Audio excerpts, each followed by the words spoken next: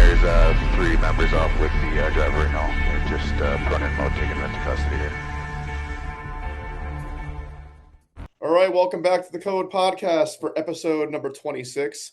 Real excited for this one because got my two longtime friends here, Eli Knight and Aaron Janetti. Or should I say Aaron? Hey, Ron. And obviously, as you can see, Aaron, you want to explain your background, Aaron? Yeah, check this out, guys. Well, my computer is like super awesome. So this is KCC, and it's got to use my beard because apparently AI thinks that my beard is the backdrop no matter what I do with any of this. So there you go. I'm just rocking this. Maybe if I go with my nose. So this is what we're working with, y'all. Fantastic. And Eli, how are you today? I'm good. All this laughter's got my dog really concerned. I'm doing great. How are you doing, Rob? Better than Aaron right now. Can't complain at all.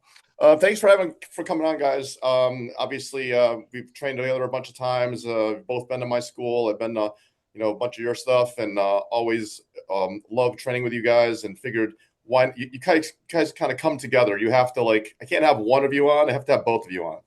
So it's kind of the way it goes. But let's start off with I usually like to let the audience kind of know, you guys are pretty well known in this community, but just a brief, who you are and how you got into martial arts and then kind of how you guys met each other. Eli, you All go. right. Okay. Let's see. I got started in martial arts when I was a teenager. Got into Taekwondo shortly. That was my gateway drug into better martial arts. And I started in, it's easiest to say Japanese Jiu Jitsu. And then when I was close to black belt, we started transitioning over into the Gracie Jiu Jitsu stuff because that was right around the time of the first UFC. So I'm very old. So I've been training in Jiu Jitsu and other stuff since then, but primarily Jiu Jitsu. But I've always had a fundamental concern and curiosity and passion for the self-defense side of things at a base level. So that kind of colored my training for a while. So now I'm do a lot of sporty stuff, but whenever I met Aaron, he says it was in 2018 or something. When we first met was Hard Ready 2. Hard Ready The 2. first one you Yeah. taught, yeah. Yeah. So that was either Whatever that was. 20, yeah, I don't know. Like 1993, I think. But anyway, I was 7. Jesus. So yeah, we met when he was so. But anyway, we hit it off pretty early on. He had me come out because he knew I was interested in doing knife stuff from a defensive standpoint, and he was already immersed into the developmental stages of what would become KCC later. He'll tell you a better version of this, but we kind of meshed minds whenever I came up to Ohio and did some training and decided, hey, let's put together a more comprehensive kind of thing that we could put out there that had standing modules and ground modules. And then over time it developed into KCC, and it's still developing. Like every single time we do this course, it's really awesome that there's always a little tweak here and there, sometimes a big tweak even. And I tell everybody at the end of it that you just got the best version of this course that we've ever done because it's the most recent. And we keep on making little changes here and there. But man, the course as it is right now, I think is really solid. We can talk more about that. But anyway, that's kind of the trajectory of it. But Aaron and I have been working on this, and Mike Cheney, who unfortunately isn't here, but he's the mythical third party in the KCC group. But we put a lot of work into this thing and become really good friends in the process. We have. So Aaron, why don't you give the listeners an explanation of what KCC is? How did you come up with it? What got you into it? What made you decide, hey, I want to start looking into edge weapon stuff? How did it all happen? Yeah, so when I was younger, I had done, I think like most people, at least in the 90s, like some form of karate, like karate for kids style stuff. But that was the extent of actual martial arts training. I didn't really start training until I was 20. And I was in college. I was at Ohio State University and was kind of just in a bad place. I had to drop out of school for a little bit because I couldn't afford it and all that type of stuff. So I figured I was going to go fight somebody in a bar, or I could go fight somebody and not get arrested for it. So I found a Krav Maga gym. I started in Krav Maga. Krav Maga led me to Jiu Jitsu and kickboxing. Eventually in 2013, I opened up my own place. And along that whole entire time, I had done Kali, wrestling, a little bit of everything, and was consistently training. And like, I felt obviously good about open hand stuff. I felt good about boxing and kickboxing, even gun defenses and like dealing with blunt weapons was like, okay, I can understand that. But knives always seemed just terrifying, and none of the answers that I had seen or that we were coming up with felt great. And especially coming from a Krav Maga background, as much as Krav Maga will say, hey, you know, it's concept-based training and all that kind of fun stuff, it was still very codified. It was like, do this, then do this, then do this. And I quickly found out that didn't really work as well as every martial art will tell you that it does. Um, so that had always been on my mind for a long time. And you know, I had met Ryan Hoover a long time ago, and I brought him out when I first opened up my gym to teach a couple of seminars. And he taught a stand-up wrestling seminar. And our guys were incredibly talented kickboxers. They were pretty good at jujitsu. And we realized that we sucked at stand-up wrestling. Like we did not understand like concepts of Greco-Roman wrestling in any way, shape, or form. So that kind of piqued our interest a lot, and we dove very deep into learning wrestling. And what we started realizing was how well Greco-Roman wrestling concepts and ideas help you manage the chaos of dealing with edged weapons. So that seed had been planted pretty early as like 2013. And then over time of teaching knife seminars and working with a couple of people, well, not a couple of people, a lot of people, we started playing around with like what happens when stuff gets chaotic. It's not as codified. And little by little by little started seeing and understanding some of the pathways of these are common positions. This is how we get in those common positions.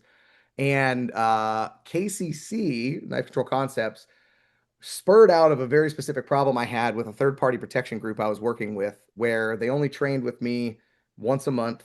And every time I would see them, they forgot everything I taught them the month before because they weren't training. So I was trying to come up with ways to get the information to actually retain. And we started playing around with flow drills, actually chain wrestling drills. And that worked really well because they could do it like mini chunks, like 3 or 5 minutes at a time, wouldn't even have to sweat. And then by the time I would see them the next month, they had actually drilled a little bit and it kind of came out of them. And so in 2000, end of 2018, I was having a conversation about if I went back and taught knife defense, I would teach it from the inside out. I would teach the entanglement first and then start walking our way out to like dealing with free swinging blades and all that kind of stuff and then verbalization skills. So I'd actually teach it in reverse of what most people do. And so I started writing a program for that. And when KCC was originally created, it was just a stand-up program. And so Mike Chaney, who again is the amazing mythical third part of KCC, he helped me film all the videos for that. And I created like a 30-day online stand-up entanglement course for knife. And that was what Knife Control Concepts was originally. So I hated knife defense and everything I'd ever seen. I hated everything we were even coming up with. And you know, some things with chain wrestling having a lot of success, seeing what the chaos of an entanglement looks like, and it generally, if you're stuck in the entanglement, looks like Greco-Roman wrestling for the most part, as far as baseline controls go. And then actually putting this program together and getting out into the world, we saw a lot of positive feedback, and people were very interested in it, and that led to essentially the premise of Eli coming in because right after 2020, when everybody was shut down and cooped up, the first seminar that we taught back, I said, hey, I want to do a KCC seminar. And Eli was doing Bladed Grappler at the time, and he loves talking about Bladed Grappler. It's his favorite program. It's probably the best thing he's ever done. And so, so I messaged him and said, hey, I got this stand-up knife program. What if we teach a 2-day clinic and I'll teach stand-up on day 1 and then you teach Bladed Grappler on day 2 and we'll kind of see how that pans off. And it went really well. It was a super, super fun time. Again, you know, luckily Mike was there to kind of hang out and he demoed with me a ton. And the weekend went great. Everybody had a ton of fun. What was really cool about it was Mike, Eli, and I went out for drinks as we do afterwards, and we started talking about like what went well, what could we adapt. Like I was seeing the way Eli was teaching things on the ground and was like, oh, wow, like that's kind of an element that maybe from stand up could work. And Eli saw essentially the way I was putting like kind of flow drills and things together. And he was like, ah, shit, like maybe that's pretty cool. And then Mike has a very unique background because he actually came from wrestling. Whereas like Eli and I kind of like play wrestling and we understand it, but like Mike came from wrestling. So then Mike had his input. And it kind of just came up to like, hey, what if you come back one weekend and it's not even really for a clinic and we just kind of workshop this and see if we can develop a ground program. And that's what ended up happening.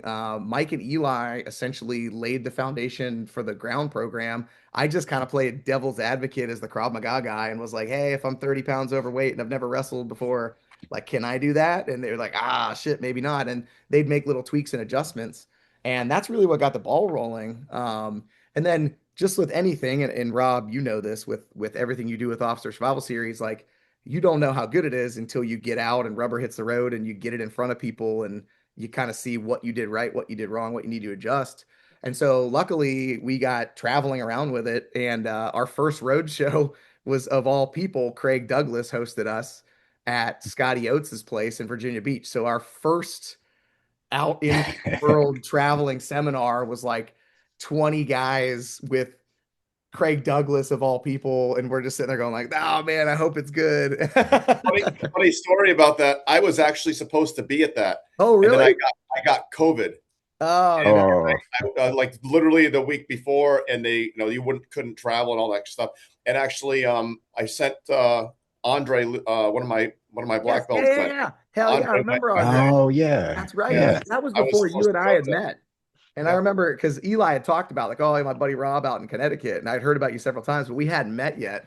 But I do remember Andre coming out there, man. He did great. He beat the crap out of him and Jeff from down in Kentucky, man. They went toe to Yeah, Jeff Coffey. Yeah. yeah, Jeff Coffey's good people, Yeah.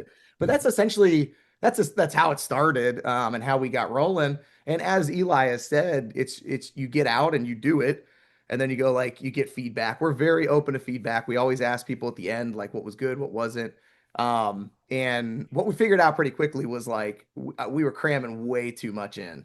And so like I think most programs go, we started with arbitrary numbers, but like we started with 100 things and now KCC one, the way it's represented now is like 20. It's like we had to shave 80% of it and make it a lot more effective and a lot more impactful. But in short, KCC is we start inside. We deal with the entanglement first. So we always tell people in KCC1, you're not allowed to leave the entanglement because we're going to spend hours and hours and hours getting good at dealing with this so that in real life, if you actually put the time in, you can solve this problem in seconds. But the only way to do that, as we all know from training, is to get the hours in. So KC1, we start you in the entanglement. You're not allowed to strike. You're not allowed to leave. You're not allowed to access higher force. We're going to get you so good at the entanglement portions that by the time we get into KCC2 and we start talking about weapons access and breaking limbs and punching and blocking, you're so confident in the entanglement that if it gets to that, we have an answer to that. So we essentially, for the most part, I mean, for lack of a better term, we reverse engineer knife defense and bite off, what we think is the hardest, shittiest part first, and then walk our way out from there. Yeah, that's so important because one of the things that I really liked about the course is that you do shave it down to the basics of what's required. And a lot of places try to add so much material and you get lost. I give the example to my students as you don't want it to be the Cheesecake Factory menu where you're like flipping through 75 pages and you're like, I have no idea what I want, right? You want the mom and pop breakfast place, like I'll have number 2 because there's only 3 I was gonna say Waffle House, but yeah, Waffle House, you got to fight for your life, right? So that's a different Waffle situation. House, you can get the number 2 and you can defend against the knife in the same. That's a good point. There's some great Waffle House videos out there. Man. I went to a Waffle House in Arkansas when I went out to this active shooter course for anti-terrorism course called Darcy Direct Action Resource Center. It's actually a phenomenal course. Yeah. And the part of the whole trip is you have to eat at Waffle House every day. And then they have like 30 dudes from all over the country that are like SWAT guys staying in this one location, and they give you one porta potty. Oh God!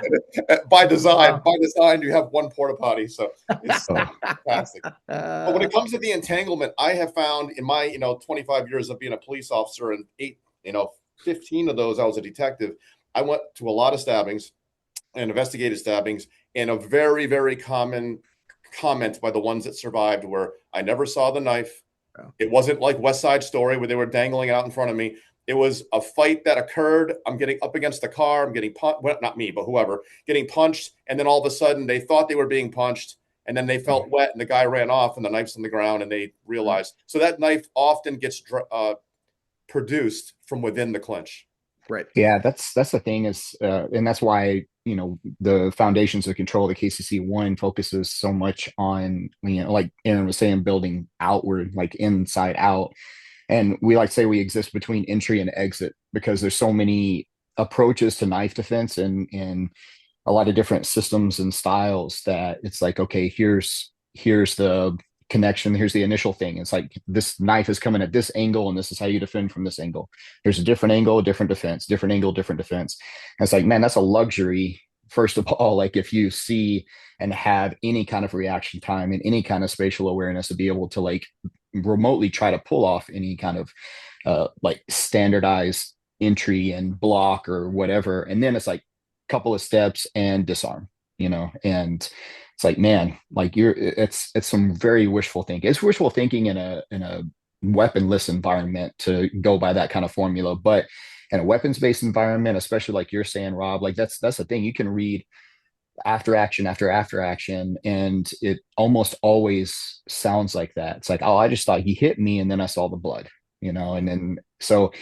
You know, a lot of the connections that we start with, if we start from a front side 2-on-1 and then, you know, transition out of that, it's not very specific at all. It's like, okay, you got two hands on the weapon arm. How did we get here? We just did. Maybe you already got stabbed and now you're trying not to get stabbed 30 more times, you know? So, and that's the thing is I think that doing it that way gets people a little bit more confident, like Aaron was saying, especially in that entanglement, but it also gets them more on autopilot faster, I think. Yeah, I agree. And it's a funny thing too is like, I'll have people over the years. I'll go, how do I defend against a knife, especially in law enforcement classes? How do I defend against a knife or a gun or whatever? I'm like, listen, you can't defend against someone punching you yet. Like, you don't even know how to deal with someone without a weapon. I mean, a weapon is kind of like an extension of the person's body, right? But it's like the fangs of a snake, and you know, you have to get used to dealing with a fangless snake first, right? Something that can't bite you. When it's so wild too, because you'll get so many comments, you know, and again, comments are whatever on the internet these days. You get so many comments about people that like, well, against a knife, this and against, it's like you need to learn basic combat sports first. Like, can you keep somebody from can you keep yourself standing? Can you put somebody on the ground? If you can't do that against somebody without a blade, like your ability to do it the other way is absolutely insane. So you get a lot of guys that'll make comments about like, oh, like wrestling doesn't work and that's not self-defense and jiu-jitsu isn't self-defense and it isn't. And granted, it's not. I'll be the first one to run around and say that, but you also need to learn how to just physically fight before you get into the knife stuff. And I think that's one of the issues with FMA. And again, I only tease and pick at martial arts that I love and I train a ton of, and I love FMA. It's amazing, Kali Arnis, all that type of stuff. But that's one of the biggest things. Like, if you're going straight to knife versus knife, you should automatically just go like, I am not training anything realistic in any way, shape, or form, and this is just for fun, hand-eye coordination, and a lot of things in those regards. It's like you need to learn how to fight. And it's not kata. It's not like make your block and then do this wrist. It's like, man, I have no idea how the knife is going to get produced, what it is. It might not even be a knife. It might be a screwdriver. It might be a box cutter. There's different things you got to go. And people downplay that so much on like just learning basic combat sports and basic self-defense against unarmed individuals and then learning how to apply that against the blade. It's fascinating. It's hard. It's difficult. You know, it's like it's not a simple, easy formula. Like, okay, there's definitely a comfort of whenever you do get good at that kata, where it's like, man, I'm feeling like, watch how fast I can do this, like da da da da da, you know, and you're like Jeff Speakman in The Perfect Weapon, which is a really old reference, but it makes you feel more comfortable because you have a clear solution, and people don't. It's not sexy to be like, okay, you know, here is a way of separating out some of the chaos. We're just trying to manage the chaos and we're immersing into the chaos of it to help to mitigate some of that. And even then, it's like you're still in a shitty situation. Mhm. It's like you're still like in this horrible thing, but now it's maybe 7% less horrible after this many hours of training and this many months and years of training. It's maybe this much more survivable. That's not a very sexy marketing campaign, I don't think. But at the end of the day, I mean, no matter how good the program can be, there's no good answer to somebody coming after you aggressively with a knife in a close proximity. Like there's no answer to that. That's great. Like it's like what was the movie with the Avengers with Hawkeye and Black Widow, and they're talking about he's like, hey, this is all crazy. I got a bow and arrow, like, Yeah. there's nothing about this that is good. This all sucks. Yeah. Yeah. I think that too. If you look kind of stereotypically at the different systems out there that even venture to try to answer knife defense, what you'll typically see is it gets very regimented. It becomes very, very not wrestly, like really fast. Even styles and systems that, like, I mean, there's great aspects of jiu-jitsu and of Krav and of whatever else out there, but it's like when it gets to weapons defense, at best all you're learning is like a kata of some pre-existing conditions and moves that are already in that system, and now it's like, how do we apply this to a weapons-based environment? They're trying to kind of like retcon it into the system a lot of the time. It looks like, it appears to me. And so yeah, and to Aaron's point, like whenever you're hearing these comments about, yeah, well, if wrestling and grappling against a knife is crazy, that's suicide, you shouldn't do that. And it's like, well, except for the fact that literally every stabbing and knife attack happens in grappling range. Like it's the literal range that it can only happen in. So yeah, I mean, run away. If the guy like pulls out a knife and he's far enough away from you and shows it, and like, hey, I'm going to stab you, and as soon as I get over there, then yeah, that's probably a good time to run or a good time to pull your gun. But again, that's a luxury. It's a luxury to know about that beforehand and have that kind of reactionary gap and all those things in place. Yeah, and you can't always run. I mean, what if you got your kid with you, or it's a loved one or something, or like me right now with my ACL, I'm not running too far. Oh, that's yeah. Well, it made I remember working with the SWAT cops in Kentucky. This is years ago before. I mean, and again, that's kind of how I came up, is that we always wanted to know every aspect of anything self-defensey. So it's like the edge weapons was a big concern for the cops back then. And we were talking about the Tooler drill and all that, the 21-foot thing, and we were testing it out with the cops. Just and nonsense, it's like, by the way. it's complete nonsense. I mean, it's nonsense. And but one of the cops, like, I didn't even think about this because I don't have a background in law enforcement, obviously, and plus I was only like my early 20s at the time, probably.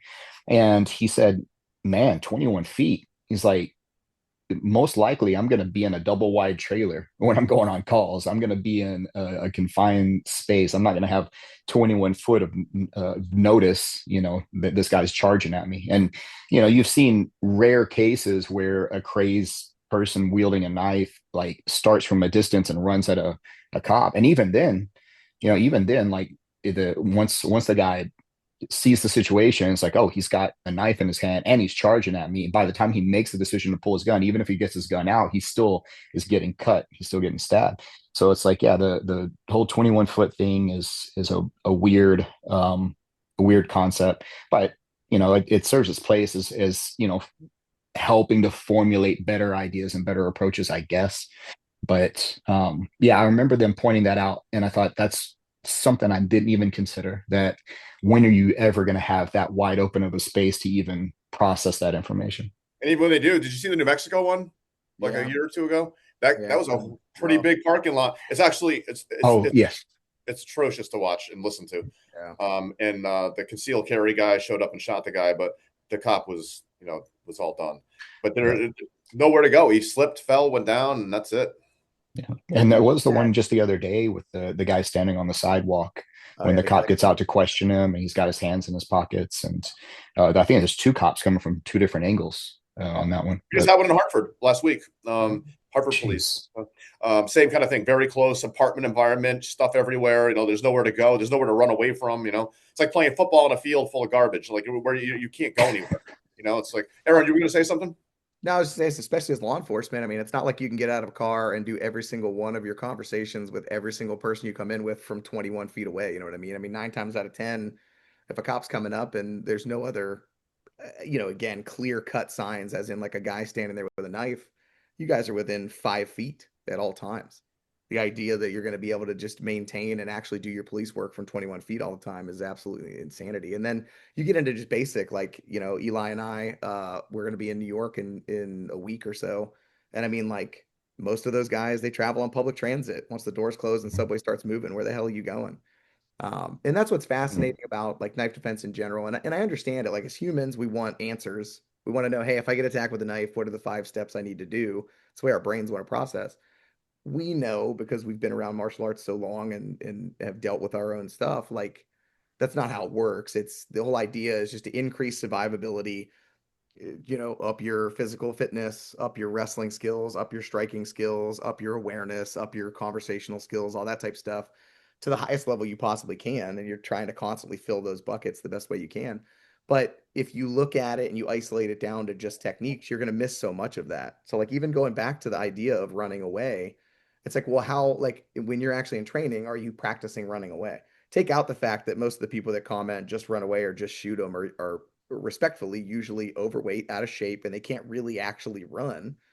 But or fight. yeah, or fight in general. And again, that's why they want to bank on such easy answers. But when you get into that case, like, what does running even look like? Like, running can start with fighting and then fighting moves to running. Running is like, how soon were you even aware of what's going on? So then you get into, things that we generally all have trained in some form or fashion in some regard, but like understanding, pre-assault indicators and all that type of stuff. But that's part of the game of self-defense. It's the more time that you spend training, the higher your likelihood of surviving situations, but there's never a guarantee. And I think that's what we've fought uphill against. Our marketing in the beginning wasn't great because it literally sounded kind of like what Eli was saying earlier. That was like, hey, come train really hard for 12 hours over a weekend to maybe kind of get okay, slightly better at a possible thing, but you're probably still going to get messed up. Like, it wasn't the greatest, but we figured out how to like really explain it now a lot better than we did. But that's the reality of it. And people don't want that. People don't want to know that you could train 3 hours a week for 10 years and still just have bad, shitty luck. And you're paying attention to this guy, and some dude, gets two knives, or gets two stabs in your back before you even saw it, and shit goes out the window. But that's the game we're playing, right? And if you're being honest about self-defense, it's, you got to get in there, you got to put in the time, you got to pressure test, and it can't be so uniform that it doesn't allow you to learn how to pick up on stuff, that you're just expecting A, B, C, and D. I think that's one of the really important pieces. We're really trying to make intelligent, fighters. I don't know if that's the right term from a self-defense standpoint, but we're trying to make intelligent fighters versus people that are just trying to formulate and fall in line with whatever they think the formula or the kata is that we told them to do, which is a whole nother One, thing, because Eli's going to fight different than I fight. I'm going to fight different than you do, Rob. I mean, right now, again, taking your ACL and the surgery and everything like that, like, that's a whole different game too. Now you have to make adjustments currently with your limitations around how you would defend yourself and your loved ones in any way, shape, or form. But again, it's a people are wanting to use basic arithmetic to talk about astrophysics. Like, that's the analogy that we're kind of getting into. It's like dealing with a violent knife encounter is can be a very complicated situation, and they just want it to be like, well, what's 7 + 3? And it's like, well, it's not how it works, well, I think something too that has been one of the coolest things for us to see during the refinement and evolution of this course is the transferability of the skill sets that people are developing. Because I mean, like you said, it's wrestling based, and what area of fighting, from the most sportive endeavor to the most reality based endeavor, is wrestling not going to have a benefit to be better at. So we're looking at generally concepts that you can employ into your like empty hand practice. Like, if you train submission grappling to any capacity, you can employ every single thing that we do. Like, there's nothing that this is specifically for a knife environment. No, I mean, it essentially all transfers, and honestly kind of enhances, because what I think we've all kind of picked up on is like, man, we need to start doing this kind of position differently. And in the process of trying to refine this position to make it fit better in an edge weapons environment, it's like, why aren't we doing this way anytime? It's like, why are we putting this hip switch in when it doesn't really enhance the position and actually could create a bad habit? Why are we, not securing the back position or doing our dumps and trips this way whenever, it actually offers more control over the individual than, the way that we took it straight from judo or straight from whatever. And so it's been a really cool thing to see. And, and Aaron mentions this a lot whenever we're teaching this course. It's like, man, this is a lot of the things that we're doing and showing as, knife defense. We're training like that all the time. When we go into open mat, like we're doing a lot of the same stuff. We're doing, essentially a lot of the same 2-on-1 transitions, doing a lot of the same things from pronated position on the ground or supine on the ground. And it's been a really cool bonus feature, I think, of the course. And everybody that we talk to after the fact, generally a lot of people tend to say the same kind of thing, like, man, I'm using a lot of this without even intending it for knife defense. I'm just doing this now in my training. Yeah, I get that comment all the time when people go through the OSS program or people have gone through KCC. They'll come back to me, and they'll be like, man, I'm getting takedowns, I'm getting head position, I'm getting underhooks, I'm getting 2-on-1s, I'm getting all these things I never used to got, before. And that's because they put the drilling in. And most our jiu-jitsu school is different because we have a lot of wrestlers and stuff, and we grew out of a judo school, but most jiu-jitsu schools do almost zero stand-up. Mm-hmm. And when they do stand-up, they do it kind of cooperatively to drill a couple. Oh, we did a takedown today, but when it's time to roll, they just sit down and roll, right? And we don't really do it. In fact, in one of my schools, I have a lower ceiling, and on the ceiling, I put "Get up, you're losing." So if you're on your back and you look up, that's what you see. That's awesome. So I got a question for both of you. So I give you a regular, everyday, average person can be. We'll say 25 years old, and I tell you they're guaranteed to get into a fight in 6 months. Okay, we don't know what the fight's going to be, but a fight in the street. Okay, they're going to be with you 3 days a week or whatever it is for 6 months, but that's all you got. What are you doing to them? What are you going to teach them? How are you going to prepare them? You want it first, or you want me to take it? No, go ahead. I'll copy your answer. Yeah. So, again, if I've got somebody who's got 6 months to get into it, I'm going to get them like under pressure safely as soon as possible. Right. So definitely stand-up wrestling mechanics, learning essentially how to head fight, hand fight would be like the first 2 weeks. Head fighting, hand fighting, distance management from striking would be like the biggest things right out of the gate. And then doing that in a relatively competitive manner. I think that's one of the biggest things that wrestling does better than any art, even jiu-jitsu, as far as I'm concerned, is you're up against pressure, somebody trying to push on you, shove you, move you in even a semi-competitive format from like day one. So, having them moving and pushing, even simple drills, like to steal a game that our buddy Mike Chaney uses all the time in our school is just getting circles around somebody else, whether it's a circle around their body, a circle around one leg, a circle around two legs, a circle around a head and arm. So forcing them to competitively get into that so they have pressure. So distance management, basic striking, wrestling, stand-up wrestling drills, at least the first 2 weeks out of that. And then from there, we can start looking at like specific situations. We might look at like, okay, if somebody does have hands on the throat, how do we start breaking those concepts down? And having them go to drill that when you're on the ground, top control pressure. And then from there, if within 4 weeks they have a basic understanding of how to hand fight, how to get a connection to the body, how to keep their distance and movement if they needed to, and then how to be on top and be in control. From there, adding in your basic common takedowns and your basic common ability to be able to get to a limb or control a limb is significantly simpler as far as is my experience. And it's interesting because I honestly, in the last 6 months, have had almost exactly what you're talking about, where we have kind of, I can think of 2 people off the top of my head that are like mid to late 20s, and they're there with us about 3 days a week. And they're just in our basic self-defense classes. But they're learning that exact structure for the most part, which is stand-up wrestling, distance management against semi-competitive right out of the gate. And then from there, we're building skills for takedowns, building skills for top control, building skills to be able to get up and get away. And then, as Eli mentioned, everything we teach when we travel with KCC is the same stuff that I would teach for top control pressure against an unarmed guy, top control pressure against a firearm. So the skills that they're going to be learning open hand are exactly what we would implement to a blade. So then I might take them through some specific weapons things in like the last week, but realistically, that's going to be the biggest thing is learn how to hand fight, learn how to gain connections to the body, learn how distance management and striking to keep them off of you if that's the best thing for you. On the ground, learn how to be on top, in control, top pressure, learn how to reverse from the bottom, and then from there you should be able to apply that in more simpler terms to basic takedowns. Because I'm assuming, obviously, we don't know what the attacker's background is, but I'm assuming he's not a Div 1 wrestler that just bumps 6 lines and has 2 knives and an AK-47, right? Like, there's a gradient to what you need for self-defense versus a gradient to what you need to go win pans as a purple belt, and they're different skill levels. So that would be my methodology. Any is that a cut and paste for you, Eli, or anything to add?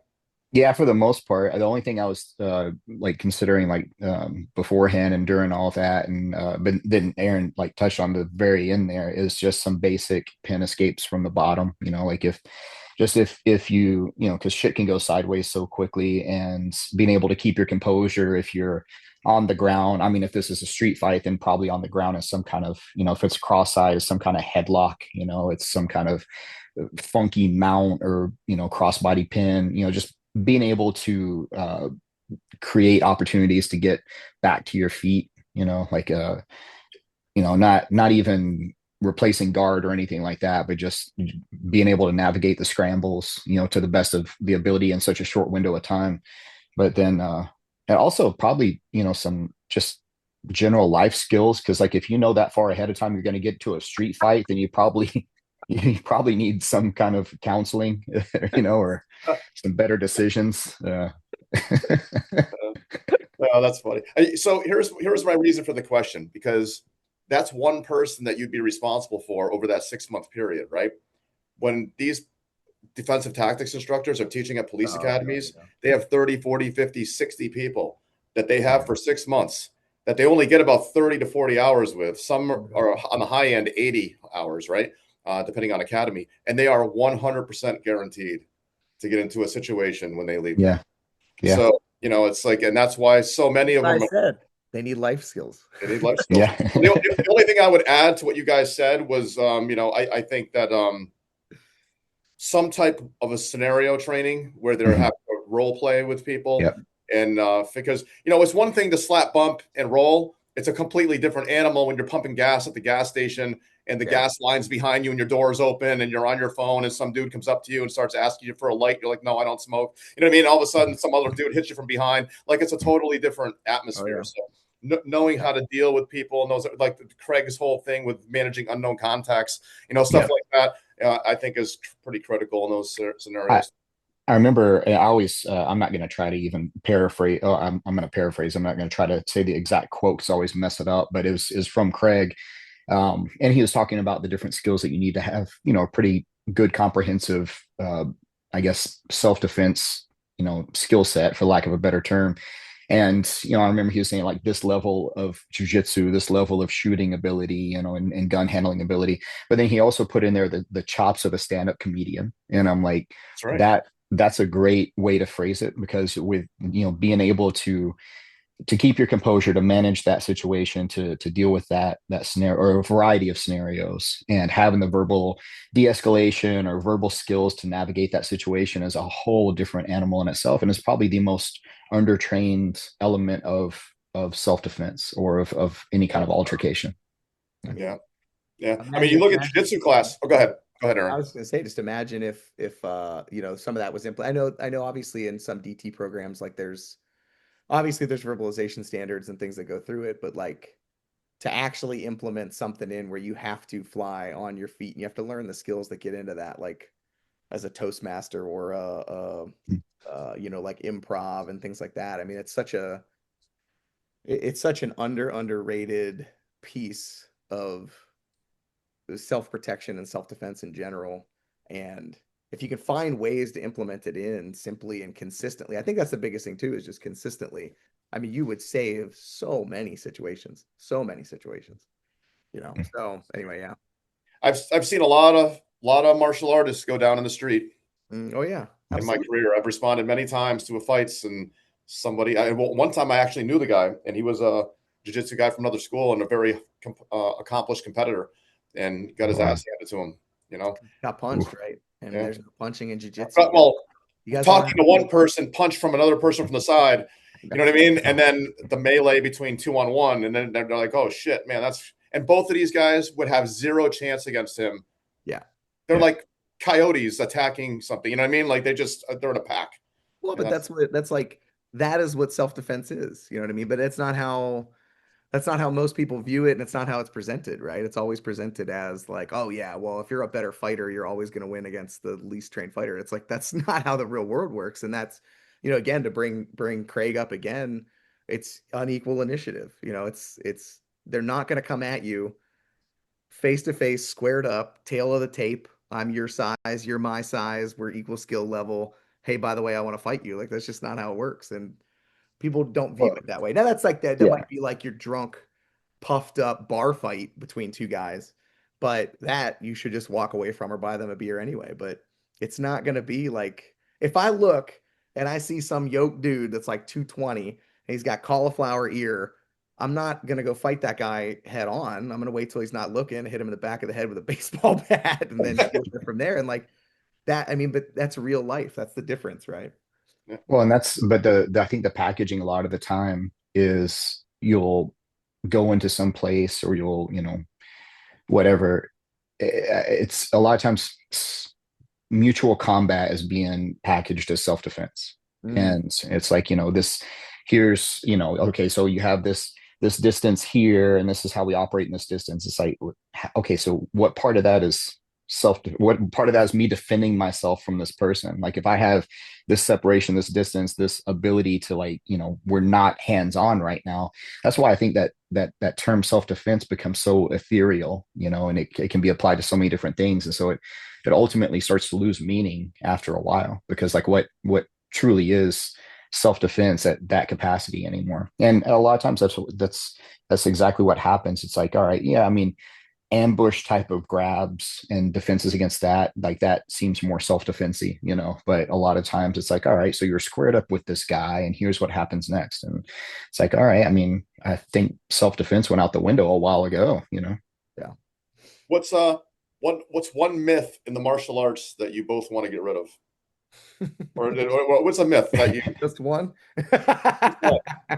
I'll start. You don't have to be physically fit or in shape to fight. Ooh, yeah, Strength doesn't matter. That's what I meant. Strength doesn't matter. it doesn't matter. Right. I think the first one was Yeah, both of them are, right? yeah, yeah. Well, that one's interesting because what is frustrating, and this happens on both sides of the coin when it comes to like physical fitness or stuff that happens, is people will throw out a representation that isn't wrong, and it's like, well, but this guy wasn't in shape and he survived, and it's like, well, luck also counts. So don't just because that guy made it out and he's not trained and he's out of shape and but it was utter chaos and he happened to survive. Like, let's not play that game. And then you also have the other side of the coin where it's like you have some dude that does like an outside slap kick and knocks some guy's gun out of his hand, and all of a sudden they're like, well, this is how we do gun defense now, right? And it's like, no, neither of those are the way that it should apply as far as that. But yeah, the more physically fit you are, the stronger you are, the faster you are to whatever your ability is. I mean, you're always going to be harder to kill. I mean, that's just baselines. So yes, 100%. Like it's physical fitness. That's one part of it. Yeah, I think I mean, in line with that is that there are different techniques or different versions of techniques more suited for smaller people versus bigger people. Mm. It's like, because I'll get comments a lot on different videos, and it's like, all right, well, what would you, in this situation, what would be a suggestion for somebody smaller instead of this? And I'm like, it's the same thing. Like, I mean, yeah, there's going to be certain things that, well, no, literally everything, you're going to be better off if you're bigger, stronger, faster, more physically fit. And a technique should, the merit of a technique should be twofold for the most part. One, it should be something that is efficient so that, it doesn't require like you to be bigger and stronger. Like it's something that you could apply to somebody with proficiency that has size and strength on you. You know, that's why the technique is a technique, because it's an efficient way of doing something that's leverage based for efficiency and whatever. But that's still, it's going to be the same. Like that doesn't make it more beneficial for the smaller, weaker person. Like there's no such a thing, you know. And I had another point with that, and I totally forgot what it was. But the twofold. Oh, you just wait. You're Yeah, still young. You wait. You get to my age, you'll forget. I was just thinking I'd ask him this, and I forgot it. So, well, so the second part of that though is that oh my God, did I actually lose it again? No, it's the technique, in my opinion. Techniques are, their main merit is how good of a delivery vehicle they are for an underlying principle. So if I'm training a technique, you know, it's like the technique is the technique, and you know, it's good, it's great, it gets me out of a specific situation, and it may even have some like transferability to different situations or different positions, but it should reveal an underlying principle that can apply to a lot of different situations. So this is Ryan Hoover's favorite metaphor of mine. It's like soap, and he makes fun of me so much for this, but I truly think that this is a good analogy, and it's like that. A technique, what it should do for you is like what soap does to clean you. It's like the soap bar sitting over there does nothing for me, for my dirty hands. Even whenever I rinse and I lather up and I've got the lather on my hands, it still hasn't done its job until I've rinsed it completely away. Once I rinse the soap completely away, then the soap has done its job, and you can't see that the soap was ever there to begin with. It's just my hands are clean now. So it's like if I train this technique, then it should be downloading this principle into me. So if I, you know, because I trained this technique and it was such a good delivery vehicle for an underlying principle, that principle then has transferability to different situations. And so when I'm solving these new problems that I've never encountered before, it was because I did quality training and quality, you know, stuff, quality techniques. yeah. So, yeah. I've never heard that before, Eli. No, Yeah. you never. No. I'll have to mention it every time that we do a course from now. Should definitely bring that up at our seminars. Well, we got a couple more minutes left, and I know you guys got to get going, but a couple of quick ones here. One of the things I always wondered about is, and I played many sports as a kid and stuff, and my coaches in whatever sport I played were never expected to compete against us on the field on a daily basis to prove themselves. And even in the boxing world or the wrestling world, you don't see that. But why is it in Brazilian Jiu-Jitsu that we are expected, whether you're 40, 50, 60, you're supposed to always be able to beat everyone that you're teaching? You know, that's like this myth that I don't understand. That's like, Michael Jordan's coach couldn't have beat him in basketball, right? But he was still his coach. What do you think about that? No, I think it's, yeah, absolutely. Definitely the thing, especially in jiu-jitsu. And I think part of it is that the longevity of somebody and the efficiency of somebody as they, you know, maybe get older or maybe not quite as physically fit, their ability to handle, younger, more like strong energies and everything like that through technical proficiency, because it is a bit like, you know, part of the cliche is true about, you know, when somebody gets on the ground grappling, and they have no idea what they're doing, they are essentially like you threw them into a swimming pool and they don't know how to swim. So, you know, you are going to have that efficiency over them if you do have technical, you know, proficiency from training prior.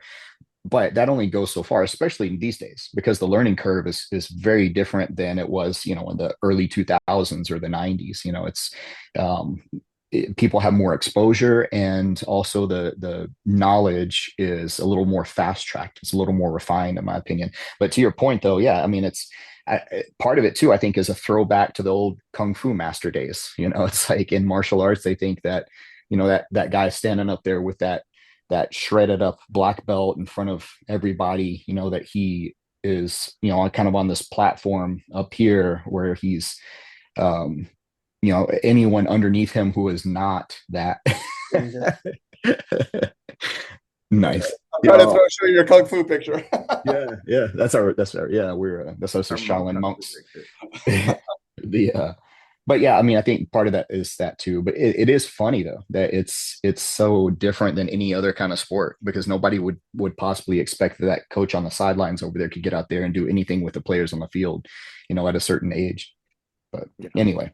I think some of that too comes from like, for a long time. I mean, if we're being honest, the real explosion in jiu-jitsu has really been like the last decade, like as far as like I can even think like 10 years ago, there might have been three, maybe four jiu-jitsu gyms within driving distance. I mean, now, I mean, gosh, there's probably 15 in Columbus and Central Ohio. I mean, it's so popular now. So back in the day, if you did find somebody that was actually teaching jujitsu, 9 times out of 10, they were probably light years ahead of most of their students anyway. And so that sets a semi precedence into it. I mean, I can remember Arthur Ruff was the first, not the first black belt to come through from a jiu-jitsu standpoint in Central Ohio, but he was definitely the as high as he was. I believe he was a second degree when he first came to Central Ohio. And when we started training with him, the next highest rank before Travis Haynes came in was maybe a brand new purple belt, maybe. So, I mean, it's like Arthur Ruff, who's a multiple world champion at the time in his, weight class, and then a bunch of white belts and blue belts. Yeah. So, I mean, I vividly remember him beating. I had actually elbowed him in the head, and I remember him beating and sweeping me and submitting me with his hands on his head, doing this.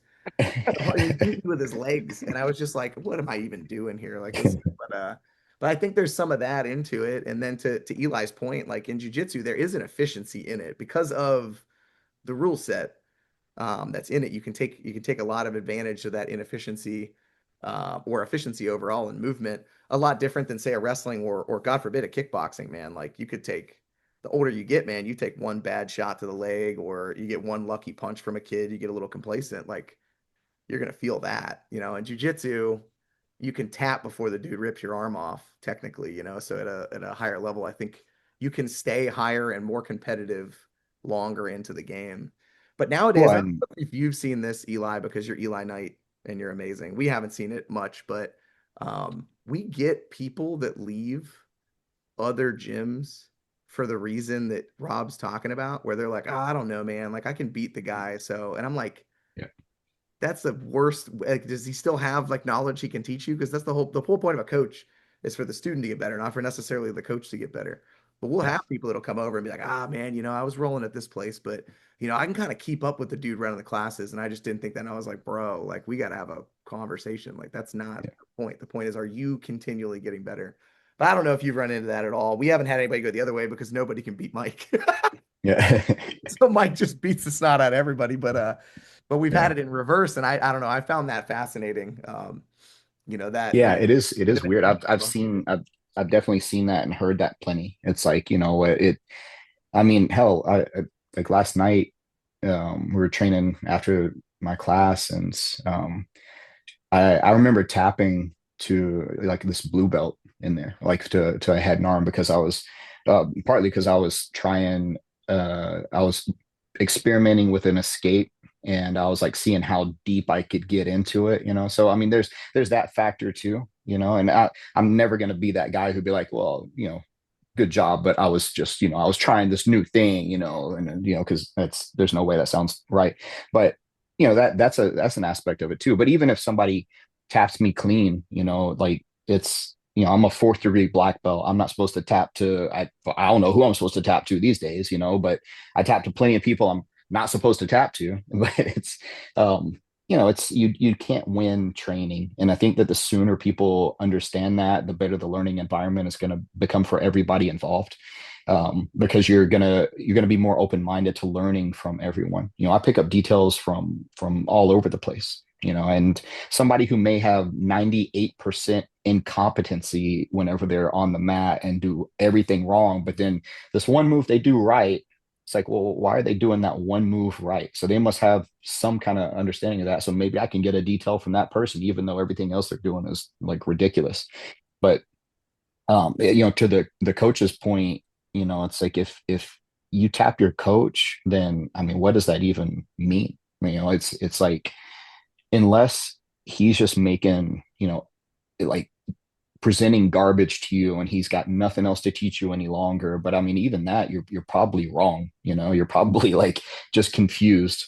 I remember coming up like, and I'll shut up after this, but I remember coming up like seeing certain things over and over again. And, it's like you do this one kind of arm lock of 10,000 times, and then you get, it's downloaded, it's in there, and then somebody comes across with a new detail, and because it's new, you're like, oh, this must be a better way of doing this thing because it's different. Anything different obviously is better, right? So you start to do that. It's the new different way, and you do it like that for a while, and maybe you even do it in place of how you used to do the other one, and then you go long enough and you're going to come around and be like, you know what, all it really was is that I didn't have as deep of an understanding as that original thing as I thought I did, and it was, maybe this is actually a better way to begin with in the first place, or maybe not. But it's like, man, only time and longevity really produces the kind of answers to those questions that you don't know at the time. Yeah, no, that's great points.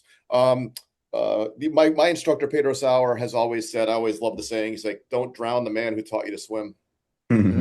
Nice. Like, that's awesome. The reason you are what you are is because they showed you, right? Truth, man. Yeah, that's fascinating. Anyway, the student's always trying to best the instructor at the end of it. Exactly. So what's the last thing? What's next for you, Aaron? And then Eli, what's next for you? So for KCC, I mean, we're booked out all the way through the rest of 26, as far as actual dates and things like that, and we are literally all over. So if anybody is interested in coming to train with us, you can find the course on knifecontrolconcepts.com. You can follow us on Instagram at knifecontrolconcepts. Next month, we've got New York and Florida. April, we're back out in California again, for the third time just this year. We've got Sig Sauer in New Hampshire. We've got Maryland, Texas, Oregon. I mean, we're going to be all over. So if you want to come train, you can find us there for sure. KCC 1 and KCC 2, you'll love it. It'll be amazing. Best time you've ever had. It's phenomenal. Jim's doing good. I'll probably compete a couple of times this year. IBJJF's coming through Columbus, so I'll probably hit that. Hit a couple more competitions best way I can to still try to prove that I am a black belt. And then I just focusing on growing the local business. Anybody finds themselves in Central Ohio, stop by Endeavor Defense and Fitness, and I'll stab you with a knife, shoot you with a sim gun. We can kickbox, you can lift weights, you can do whatever you want. So that's what I've got on the docket for 26. Sounds amazing. Eli, what about you? Yeah. I mean, obviously with the KCC stuff, same. I think that anybody that's remotely interested should come and try it out. And then, in addition to that, I've got different jiu-jitsu seminars, like just strictly jiu-jitsu dedicated seminars around different places. I think next place I'm in is Missouri, then North Carolina, and so it's and then let's see, where's the Florida. So anyway, I don't know. I try to post them on my social media whenever I have different dates, but I still have some availability in between that and KCC on a few weekends if for bookings for seminars. But then in addition to that, I teach classes here in Charlotte at Charlotte Jiu Jitsu now, and I teach once a week down in South Carolina at Red Wolf Martial Arts in Rock Hill, South Carolina. So I bounce back and forth a little bit even here. I try to always grow where I'm planted. That's why I have like all the online stuff. So, the Night Jiu Jitsu channel on YouTube, on Instagram, on all the platforms. I got Patreon, Night Jiu Jitsu. It's got different classes and seminars on there. And then I've got my BJJ Fanatics instructionals too. So all that stuff. Yeah. Busy guys. So, before I forget, Dennis Krieger says hello to both of you. Yeah, Dennis. So, I was talking to him earlier, and I told him I was going to have you guys on, and he's like, "Oh, tell them I said hi." So Dennis, such a good dude. Dennis's place, which mind you, back when it was still Dragon Within martial arts. Actually, the first time I beta tested KCC was at Dennis's place, and it drove him nuts because we promoted it obviously as a 2-hour knife defense seminar. Like, it wasn't called KCC yet, but we promoted it as a 2-hour knife defense seminar, and we didn't touch a training knife until like an hour and 40 minutes in. And then because I was teaching them how to freaking wrestle, right? And then we did the drills at the end, and they crushed it, and they did awesome, like not getting stabbed with the fake knives. But I remember we went to dinner after, and he was like, "Bro, like it was, I mean, it was great. The seminar was awesome, man. But like it was a knife defense seminar. You didn't even touch a knife until it." I was like, "Well, this is why." He was like, "I get it, but they paid for knife defense." Oh, he's great. I have known Dennis is a good dude, man. He's my man. I've known Dennis for over 21 years, 22 Oh, years. wow. Oh, Yeah, great. he's And we good trained to- together with Kenny Florian and stuff up in Boston. We used to train, yeah. Ken, I've known Dennis forever. Anyway, hey, I really appreciate your time. I know you're both busy. It's great to see your faces again on screen, and hopefully we can get together at some point this year. Heck Yeah, yeah. I absolutely. love that, It was a man. blast, man. Yeah, we love it up there. Yeah, I got to move to a new building. My Manchester school is moving to a new building in the fall. Yeah. So once it's gonna be awesome, 9,000 square feet. You know, a bunch Wow. of it'd be great. It'll be a 4,000-foot sprung floor. So Dang, that's 100 feet of awesome. cage, everything. It'll be gorgeous. But Yeah. yeah, the building we're in, the people that own that, they had a tragedy in their other business. Their whole building burnt down. So we had about a year left, but they're like, hey, if you can find a new place. So we found one. So yeah, hopefully when I get that up and running, we'll have you guys up once it's good to go. I want to fight Big Marshall on a 9,000 Oh man, 4,000 square foot spring. 6'8", like 330. That's crazy. That's one of my favorite pictures is like me demonstrating back position on him. And like his tailbone is like on my eyeball. Oh, he's fantastic. I love the guy. But anyways, thank you guys very much. You have a great rest of the day. And yeah, I appreciate you, Rob. No problem. Thank you, buddy. Appreciate Have a you. good one. Bye.